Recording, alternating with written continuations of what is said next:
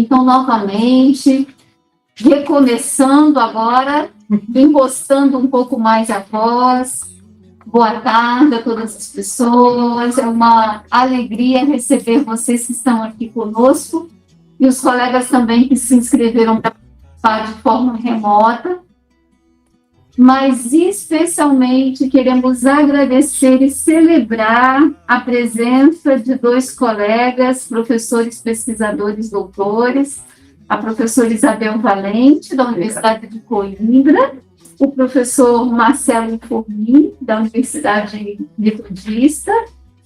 É uma alegria muito especial para nós, uma honra recebê-los. E eu gostaria de contextualizar, o meu nome é Inês Bragança, nós fazemos parte de uma pesquisa em rede com a América Latina e temos a felicidade de ter Portugal também pertinho, com a participação da professora Isabel. O Matheus participa diretamente, Matheus Amaral. Nós temos uma rede de pesquisadores de diferentes universidades brasileiras e da América Latina, e foi nesse contexto que eu conheci a professora Isabel, e sabendo que ela estaria aqui conosco em São Paulo, no Brasil, não podíamos perder a oportunidade de um abraço de verdade e também a oportunidade de ouvi-los sobre uma pesquisa que desenvolvem. Os dois professores têm uma vasta produção, mas eu peço licença para ler um resumo do resumo da formação dos professores, e eles depois, nas suas falas, poderão complementar. O professor Marcelo tem pós-doutorado em Linguística Aplicada e Estudos da Linguagem pela PUC de São Paulo, é doutor em Letras pela Universidade de São Paulo e mestre em Comunicação e Letras pela Universidade Presbiteriana Mackenzie. É especialista em várias áreas e professor titular da Universidade Metodista de São Paulo desde 2000.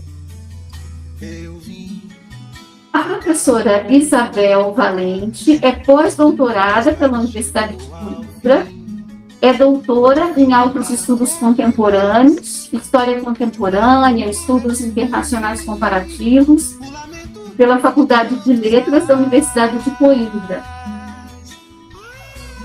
Possui um mestrado em Estudos Europeus pela Faculdade de Letras da Universidade de Coimbra. Então, temos aqui dois professores, doutores conosco, e teremos muita alegria de ouvir sobre o tema Educação, Ciência e Paz, vias de humanização na contemporaneidade. Nós pensamos uma dinâmica, passamos a palavra inicialmente ao professor Marcelo, ele faz a sua exposição, depois para a professora Isabel, e abrimos, então, uma roda de conversa, uma mesa redonda, onde quem está aqui conosco de forma presencial, os que estão conosco no remoto, poderão participar. Fiquem à vontade para ficar mais para cá. Sim, para vocês não ficarem de costas. Por favor. Obrigada, minha gente. Então, eu passo a palavra ao professor Marcelo, agradecendo muito a sua presença. Então, boa tarde a todos e todas. Vocês me ouvem bem? Estão me ouvindo? Alguém poderia sinalizar no chat, se consegue? Sim. Sim? Estamos sim, professor. Muito obrigado. Então, é com muita satisfação que eu estou aqui com a professora Inês e a professora Isabel, conhecer pessoalmente a professora Inês, que conheci por meio da professora Bárbara, da UFSCar, e tenho a grata satisfação também de ter ingressado nesse projeto em rede.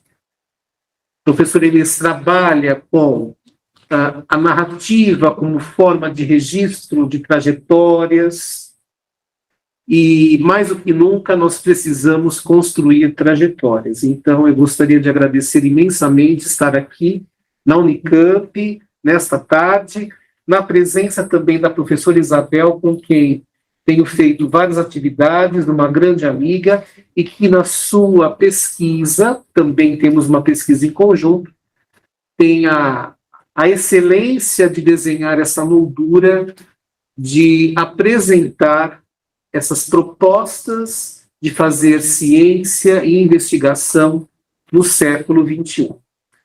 Eu vou fazer uma breve exposição, depois a professora Isabel também fará a sua apresentação, talvez também a professora Inês poderá fazer aí a sua moderação, e abriremos para uma conversa. O título deste colóquio, desse diálogo, traz 3 palavras emblemáticas, sempre foram, mas vamos colocá-las no emblema deste século: a educação, a ciência e a paz. E temos como subtítulo uma metáfora. Nós queremos buscar vias, caminhos de humanização. Como nós podemos, então, unir essas 3 esferas que já estão associadas, mas que podem estar mais aproximadas?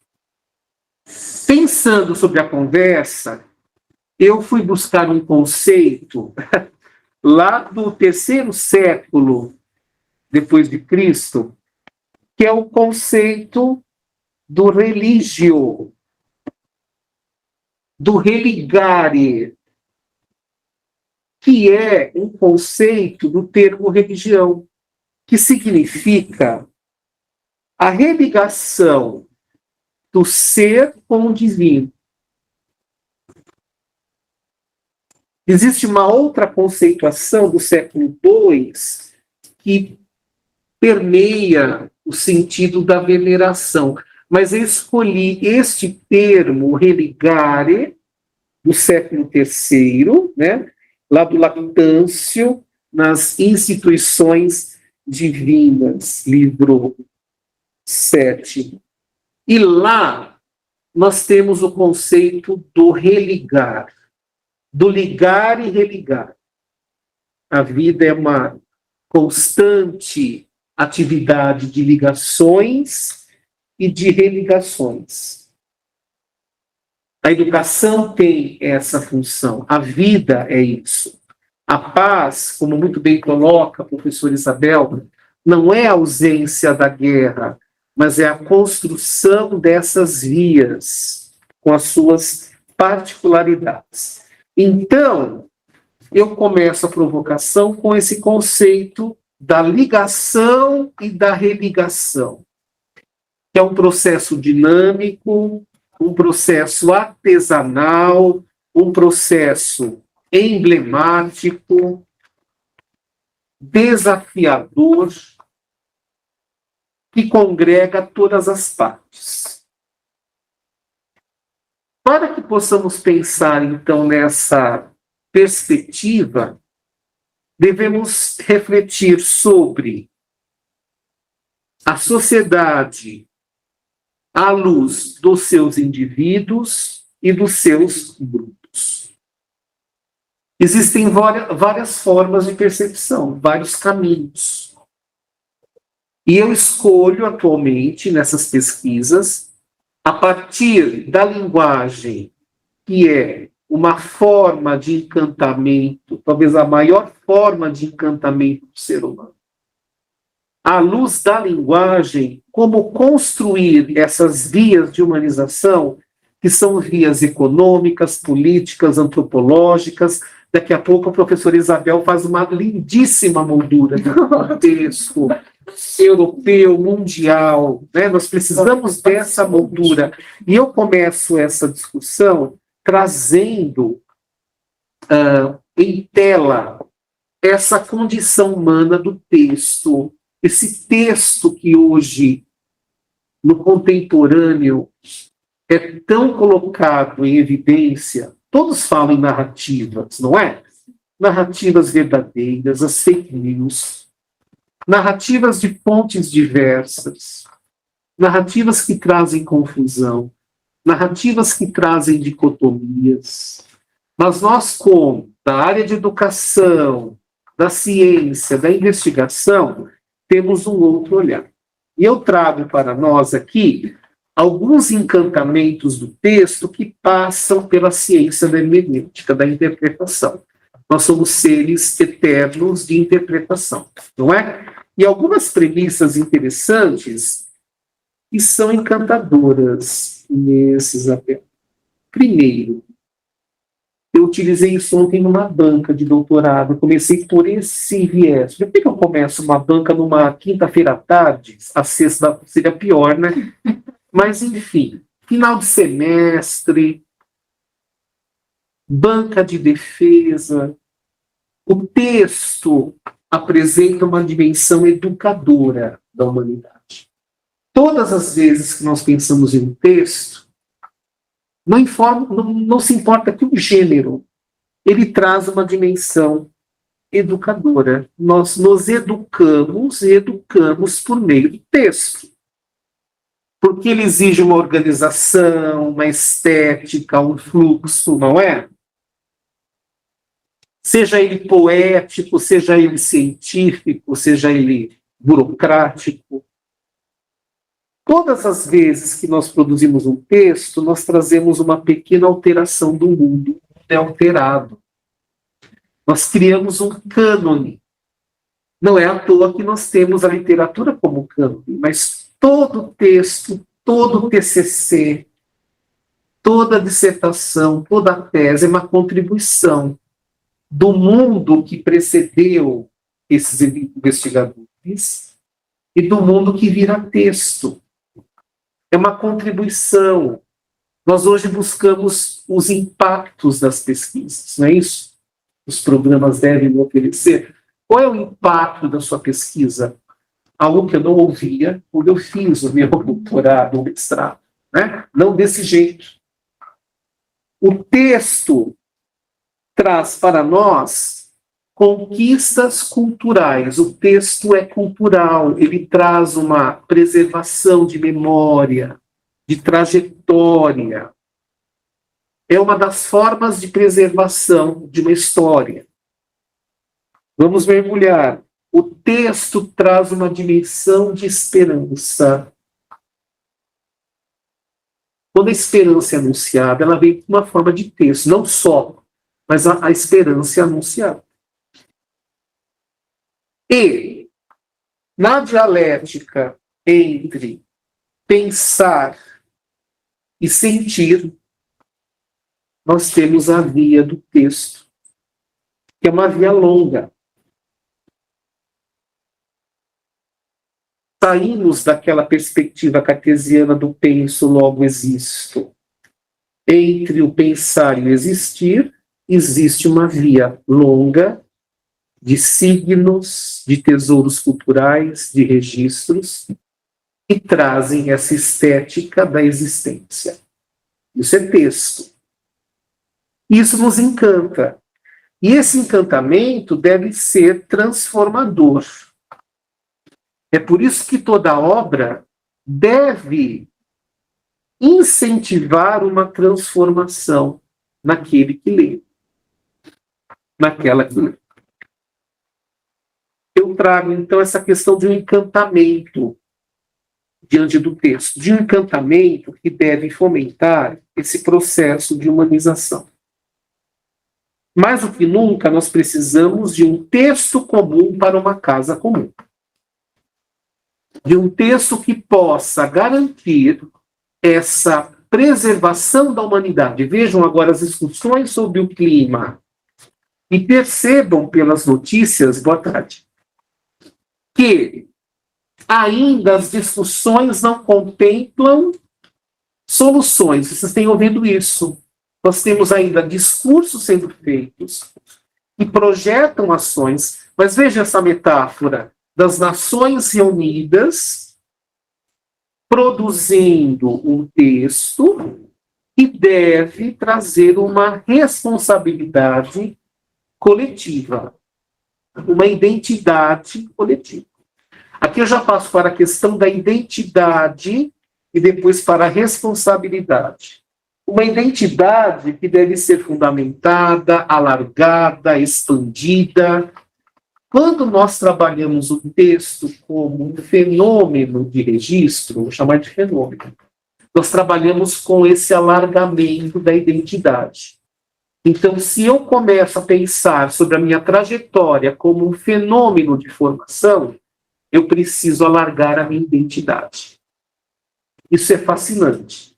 Isso o Riquet vai chamar da passagem do eu para o si mesmo. Então, nós temos o si mesmo como um alargamento do eu. Essa é a nossa missão. É uma via de humanização. Quando eu consigo fazer esse alargamento, vamos para a gramática. Nós partimos daquele pronome do eu para o reflexivo do si. O si como a flexão ontológica. Ensinar o pronome reflexivo assim deve ser marcante, porque eu não aprendi assim.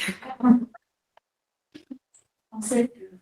Então, o pronome reflexivo é quando você se volta a você mesmo, como um ato de reverência e de busca, um alargamento que será para você e para o outro, porque quando nós começamos a construção dessa via de humanização, a partir do eu que se alarga, esse alargamento chegará no outro.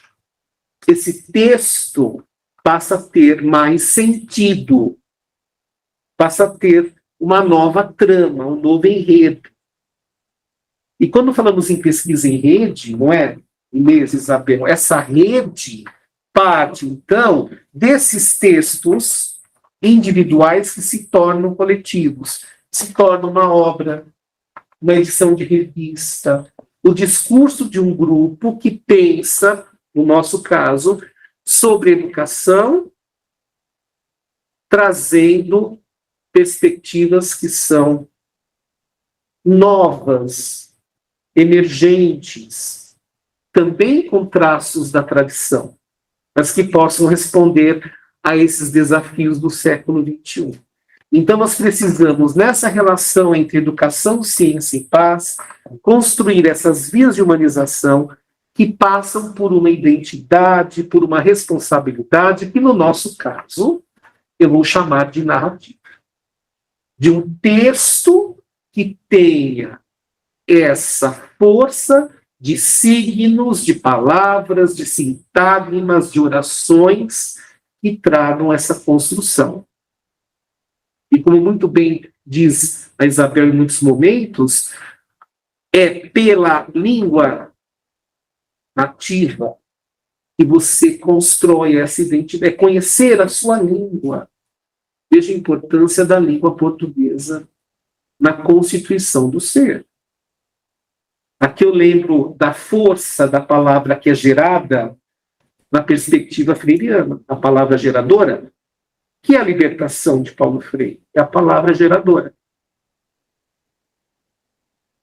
Uma grande influência cristã, a palavra que liberta. Essa libertação do indivíduo é uma libertação tão forte que vem pela arte. Não é à toa que, em tempos sombrios, é a arte que ganha. É o texto que fala mais alto. Algumas bocas são caladas, mas o texto fala mais alto. Não é? Então, essa busca de uma responsabilidade narrativa, que é o alargamento do eu, e esse alargamento do eu pode ser colocado nos diversos cenários.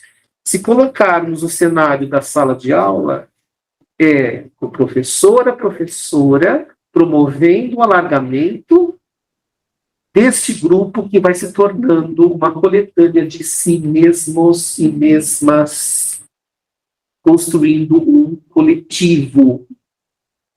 Esse encantamento diante do texto ainda me encanta. Eu preciso sair um pouco dessa fase e passar para a razão. Como é que nós transformamos isso em ação? Aí é a proposta para que cada um faça a sua atuação.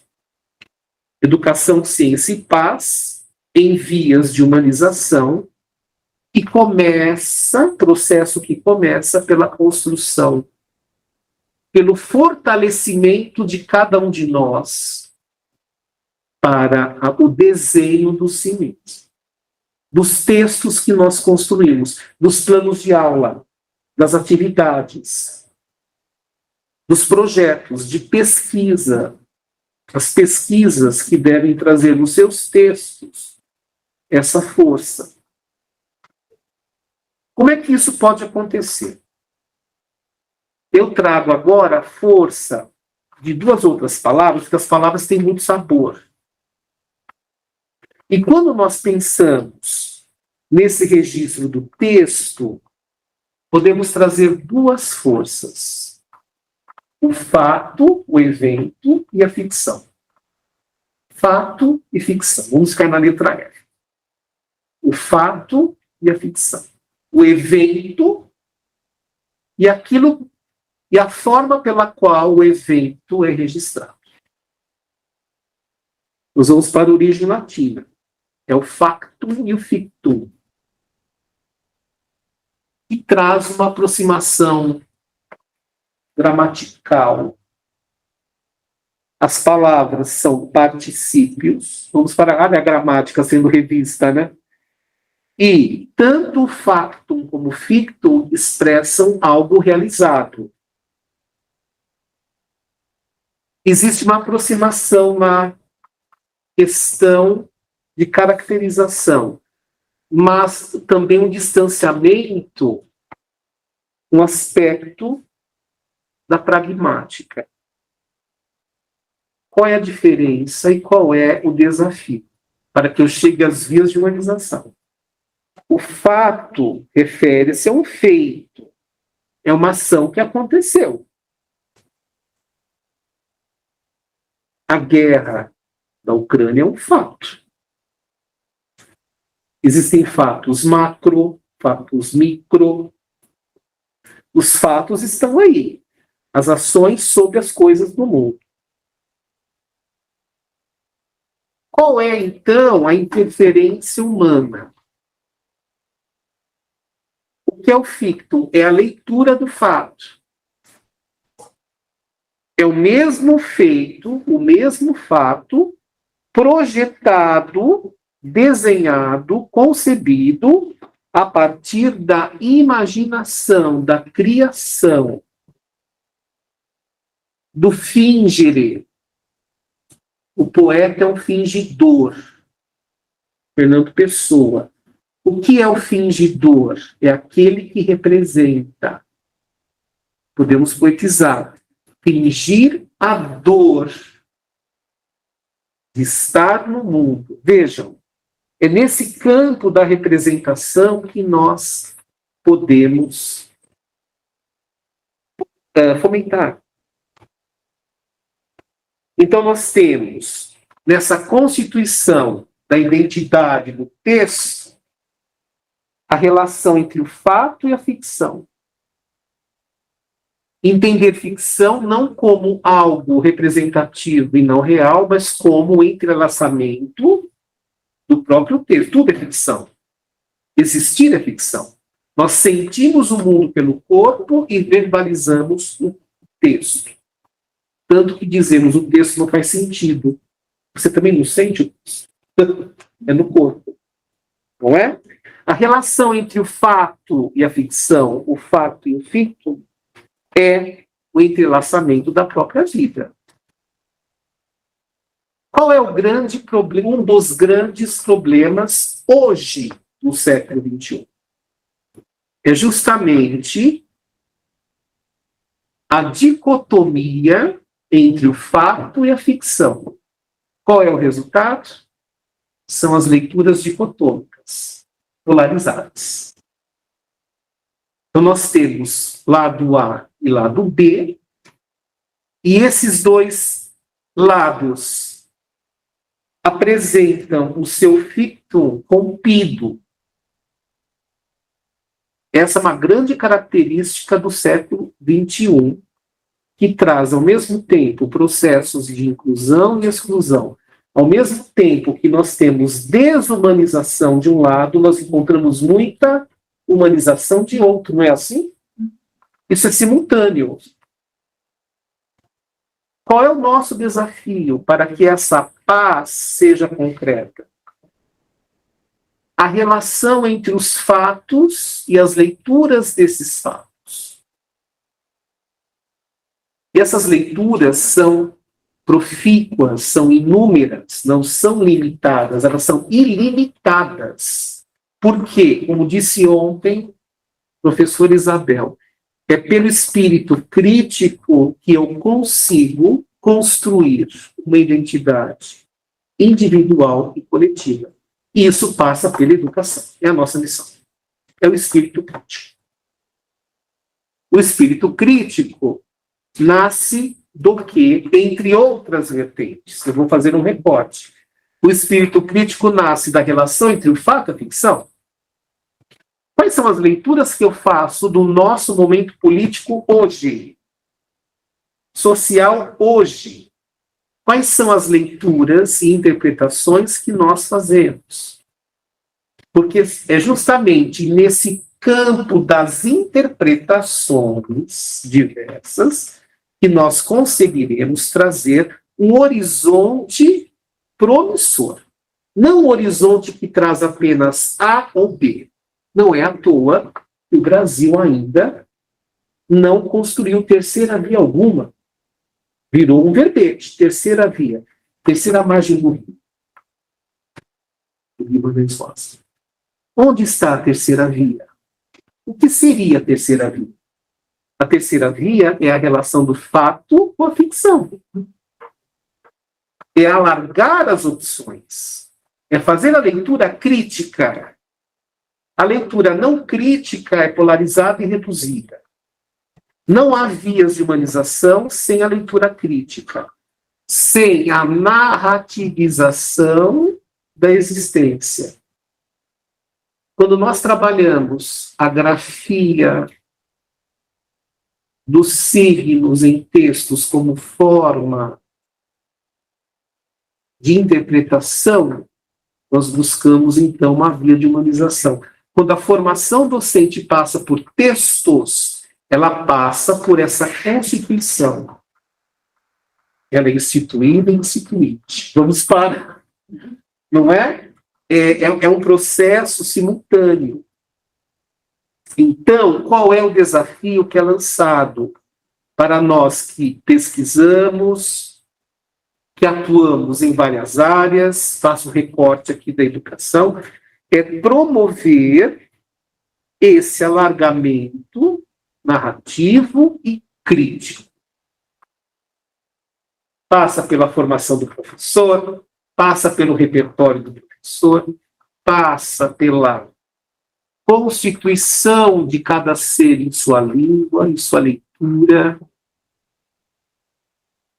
Esse é o grande desafio. Então, terminando a minha fala, qual é o grande anúncio que também traz denúncia? Buscar essa trama que corre risco. A democracia é uma trama, ela tem uma história, uma memória. Qual é o grande risco que vivemos em nível mundial? Perder conquistas democráticas, que são histórias, são tramas.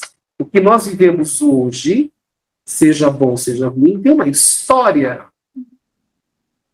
Alguém nos antecedeu e fez a sua participação, boa ou ruim, nesse processo. Então, nas áreas da educação, nos cenários educativos, qual é a construção dessa trama que nós promovemos? Apesar de você, como diz a canção, apesar das... Nós sabemos das condições, nós sabemos das reduções e dos limites. Mas, apesar disso, qual é a minha postura, a minha leitura, a minha iniciativa de fomentar esta crítica? Não é? De promover, eu volto ao início da fala, de promover as ligações e as religações, para que sejamos seres do religare, do ligar e religar, para que possamos, então, trazer contextos que sejam significativos. Vivemos um período no qual o sentido está muito fraco. Os objetivos. Não podemos perder essa trama, que é uma condição humana, que está no artesanato da sua disciplina, da sua área, da sua pesquisa, né? Se eu perguntar qual é a sua área de atuação, lá está a sua trama. Eu trabalho com linguagem e informação. Cada um de nós tem uma área de atuação. A política é uma trama. Esta trama é local e é global. E o grande desafio hoje é tornar essa trama universal. Não há fato isolado. O que acontece na Europa tem ressonância nas Américas e vice-versa. Nós vivemos um planeta. Isso é algo muito importante.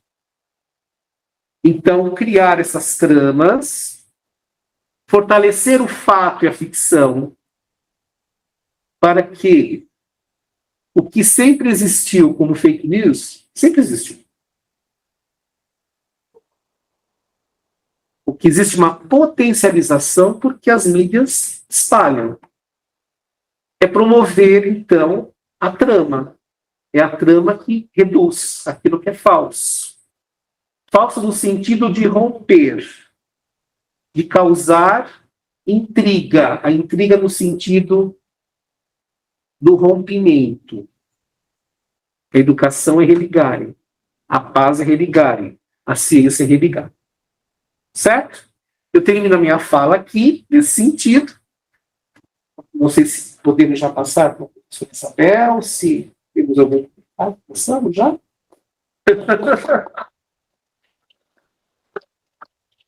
Eu quero agradecer imensamente ao professor Marcelo pela sua fala, pela preciosidade das suas reflexões. Passamos à professora Isabel Valente e depois fazemos algumas costuras, levantamos alguns pontos nessa roda de conversa que nós desejamos fazer. Muito obrigada. Muito obrigada, professora Inês, é com imenso gosto que eu me encontro aqui, também ter tido a oportunidade de a conhecer pessoalmente. Uma vez que o Marcelo citou-me abundantemente, porque me tem estado a ouvir há 15 dias, nestas minhas comunicações, desde a Paraíba até São Paulo, eu vou dar um outro enfoque a estas minhas breves reflexões, muito dirigidas para os direitos humanos e para a educação para a paz. Se nós pensarmos que no pós-Segunda Guerra Mundial, depois da tragédia promovida pelo nazismo, pelos fascismos, pelos populismos, em 1945, o ato constitutivo da Unesco é escrito com base nestes princípios axiológicos. E em 48, o preâmbulo da Declaração Universal dos Direitos Humanos indica como caminho para a promoção do respeito dos direitos humanos e das liberdades então estabelecidas, nada mais, nada menos que o ensino e a educação.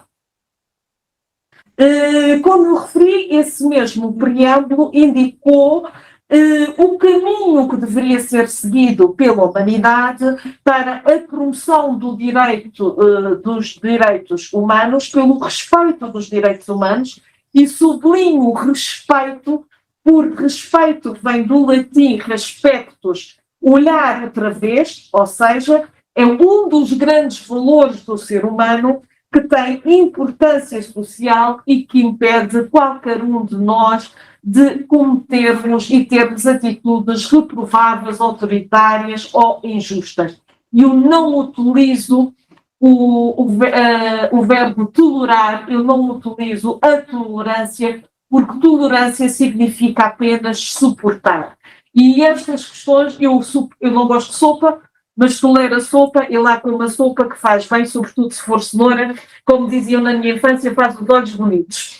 Mas isso, eu não tenho respeito nenhum, salvo seja, tenho respeito pelo pão, pelo simbolismo do pão, mas não pela sopa. Portanto, eu queria muito enfatizar a questão do respeito dos direitos humanos e das liberdades então estabelecidas. E no artigo 26º da Declaração acrescenta que para a compreensão, o respeito e a amizade promovida pela educação contribuem necessariamente para a manutenção da paz. Estes são os mesmos princípios axiológicos, como eu referi, que estavam no ato constitutivo da Unesco, ou seja, o ramo da Organização das Nações Unidas que se dedica à cultura e à paz. Ao afirmar que, e vou citar, uma vez que as guerras se iniciam nas mentes dos homens, é nas mentes dos homens que devem ser construídas as defesas da paz. Fim de citação. Neste sentido, a questão dos direitos humanos, ou melhor, a garantia desses mesmos direitos, liga-se estritamente à democracia e à paz e que são perpassadas pela educação. Assim, podemos compreender que direitos humanos, educação e paz são conceitos interdependentes, ou seja, não há como pensar uma educação para a paz sem ter como fundamento os direitos humanos. Hoje, como ontem, a paz continua a constituir-se como um pressuposto necessário de reconhecimento dos direitos humanos em cada Estado e também no sistema internacional. Se a ONU e a Unesco, no início da segunda metade do século XX, lançaram luz sobre este ensino e educação, há que considerar os espaços onde esses processos acontecem. E, uma vez que estamos numa universidade, eu irei deter-me exatamente sobre o ensino superior. E, para tal, partirei de uma brevíssima, mas brevíssima, análise da declaração e plano de ação integrado sobre a educação para a paz, os direitos humanos e a democracia da Unesco de 1995, que assume que o ensino superior pode contribuir e deve contribuir de diversas formas e propõe, entre outras, a possibilidade de introduzir nos planos de estudos conhecimentos, valores e atitudes referentes à paz e aos direitos humanos. E que as investigações, quer em ciências ditas exatas, quer nas humanidades e nas ciências sociais, devem refletir essas novas formas de modificar as atitudes públicas com relação aos direitos humanos. E na sequência, eu se calhar, eu tinha tomado aqui, o Marcelo estava a falar e eu me lembrei de uma coisa que tomei nota para o final, mas vou trazer agora para o início que faz mais sentido. Assim, o progresso científico coloca cada vez mais problemas éticos, tanto quanto ao objeto, aos métodos de investigação, como na exploração dos resultados, contribuindo frequentemente para aumentar as disparidades entre países desenvolvidos e países em via de desenvolvimento. Assim, temos que recorrer à diplomacia científica e tecnológica, e nós para a semana teremos as terceiras jornadas internacionais da rede Visões Cruzadas sobre a Contemporaneidade, cujo tema será exatamente este. Portanto, como eu dizia, diplomacia científica e tecnológica para dar substância à postura ética que apela à partilha de dados e conhecimento a fim de reduzir as desigualdades e contribuir para o desenvolvimento dos objetivos, os objetivos de desenvolvimento sustentável. Como Edgar Morin muito bem escreveu, a aventura científica é fascinante. Que o progresso técnico, que a melhoria do nosso nível de vida, a ciência aumentar os conhecimentos à disposição do homem, aumenta constantemente o seu controle sobre o seu ambiente, permitindo usar a sua imaginação para melhorar as condições de vida e tornar a vida diária mais fácil. Efetivamente é assim, mas para que tal seja assim e para que a ciência possa cumprir na íntegra este seu papel, esta sua missão maior, tem que ter na base, efetivamente, princípios e valores éticos que permita que o progresso tecnológico alcançado seja empregado no sentido e na promoção da paz, do desenvolvimento social e humano, ou seja, no sentido da promoção de políticas públicas que vão permitir a nossa vida em sociedade muito melhor. No plano de ação integrada para a educação para a paz, os direitos humanos e a democracia, a Unesco evidencia estas preocupações e podemos inferir que se apresentam como um mote para uma iniciativa de caráter estratégico e programático, como o caso da Declaração e Plano de Ação, analisados para combater fenómenos que, segundo a Unesco, ameaçam a consolidação da paz, da democracia e causam obstáculos ao verdadeiro desenvolvimento.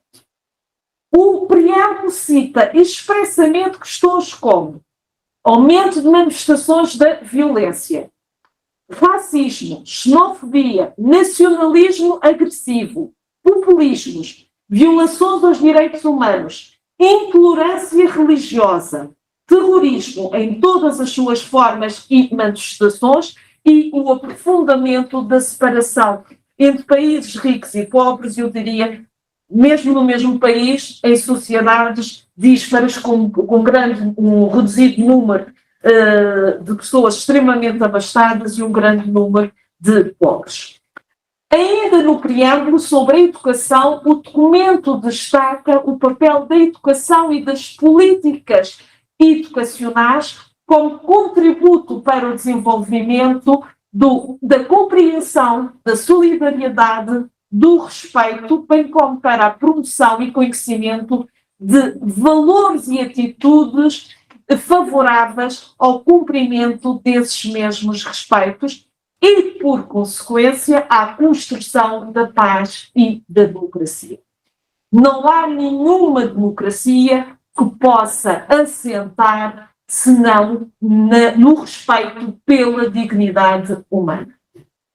Especificamente, sobre as instituições de ensino, é expectável que estas sejam espaços de ideia, de respeito, de diálogo, de práticas da democracia e de aprendizagem sobre a diversidade, o multiculturalismo. Para alcançar este desidrato, o documento da Unesco destaca o equilíbrio necessário entre ensino e gestão. Ou seja, o sistema educacional também precisa ser modificado para que transmita tal mensagem, o que significa que, além da formação do ensino, o ambiente da instituição deve estar em harmonia com os tais princípios. Não é como, infelizmente, tive que ouvir num destes dias, numa universidade que eu não direi qual, colegas, ilustres colegas de uma faculdade de Direito incitarem ao golpe militar e à intervenção militar. Isto é não saber o que é uma intervenção militar, é não saber o que é a democracia, é nunca ter vivido nenhum valor que promova a dignidade humana. Com relação às instituições de ensino superior, a Unesco declara que podem contribuir de diversas formas. E uma das estratégias anunciadas como crucial é a incorporação nos próprios currícula, em todos os níveis de educação, formal e não formal, de ações educativas sobre a paz, sobre os direitos humanos e democracia. Mais especificamente, valores e aptidões relativas à paz, aos direitos humanos, à justiça, à ética profissional, à responsabilidade social, devem estar previstos nesses mesmos currículos. e não apenas nas ciências sociais e humanas. Há uma grande preocupação, pelo menos na minha universidade, na Universidade de Coimbra, em que estes princípios façam parte e existam disciplinas específicas que os promovam em todos os cursos, independentemente da área científica a que pertencem. Além de diretrizes para o ensino, também figura neste documento diretrizes para a investigação, pesquisa, como é que se diz, e desenvolvimento. A saber, eu vou citar as três, e se me permitem, isto se calhar com o óculos é capaz de ir melhor. Elaborar estratégias para o melhor uso dos resultados da investigação, desenvolver novos métodos de ensino e abordagem e aprimorar a coordenação na escolha de linhas de pesquisa entre institutos de investigação, ciências sociais e educação, neste caso concreto, com o objetivo de abordar de forma mais relevante e efetiva a natureza complexa da educação para a paz, para os direitos humanos e para a democracia.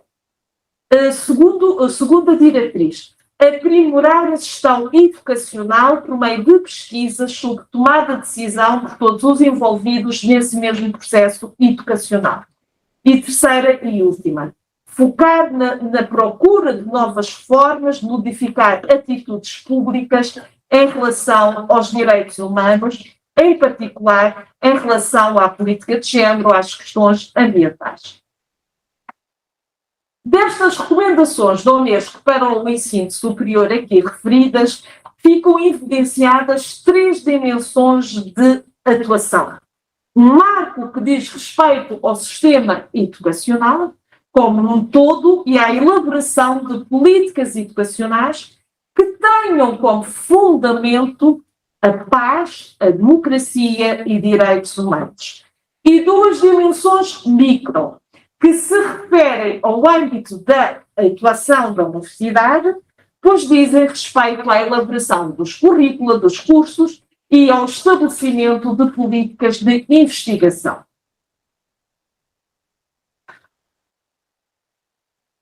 Temos consciência de que este panorama, que eu aqui de forma muito sucinta, e estas propostas da Unesco, repara, elas datam praticamente daqui a nada a um século. E, infelizmente, nós estamos a anos-luz de as conseguir implementar.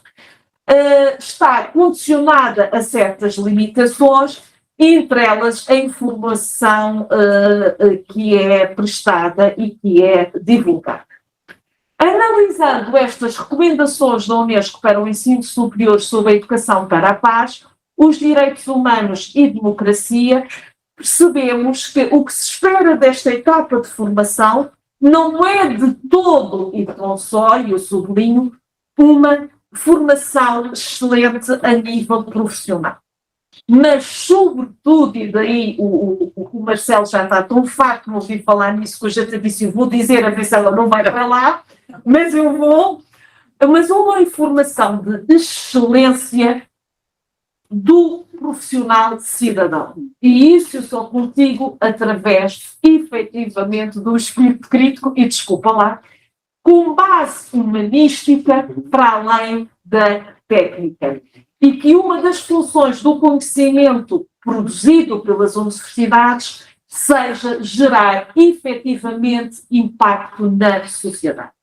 E as nossas áreas, e eu sou das que defendo, embora seja minoritária nessa defesa, as ciências sociais e humanas são as que podem gerar efetivamente impacto na sociedade. Não é quem faz mobiliário urbano, lamento.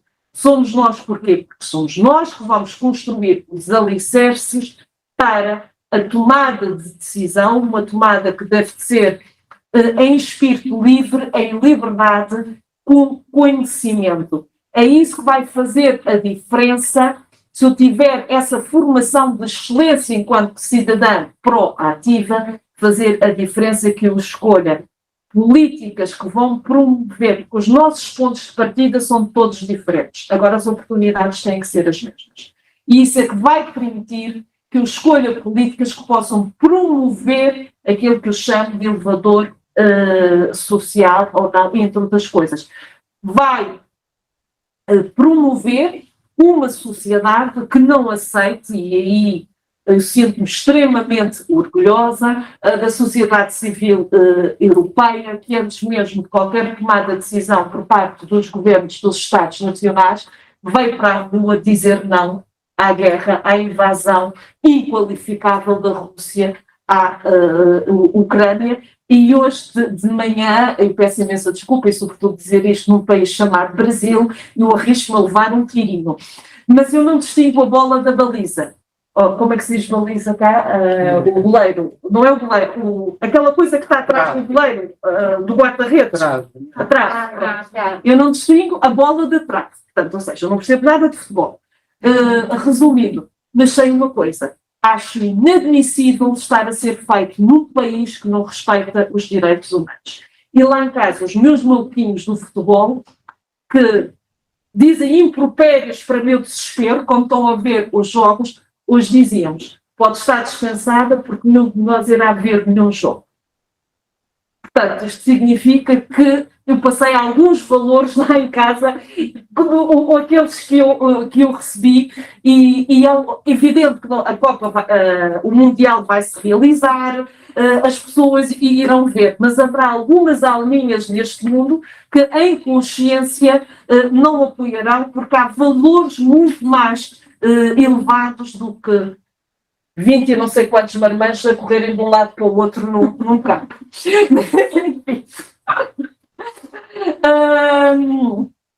Portanto, e com isto tudo, eu estava na questão da excelência profissional do cidadão. Eu com este brevíssimo panorama, quis deixar uns 3 caminhos para reflexão. Que no que diz respeito aos direitos humanos e à educação para a paz, alinhar a dimensão pedagógica curricular à dimensão de gestão é ainda um desafio muito grande para a universidade. Que a inserção curricular das temáticas da paz, dos direitos humanos, da justiça, da ética profissional, da responsabilidade social, existe, ainda que não esteja repartida de forma equilibrada e transversal entre todos os cursos e todas as unidades curriculares. Que de forma geral ainda predomina nos currículos, aqui não sei no Brasil, mas eu falo sobretudo da realidade europeia e portuguesa que é a que eu conheço, uma visão técnica das profissões.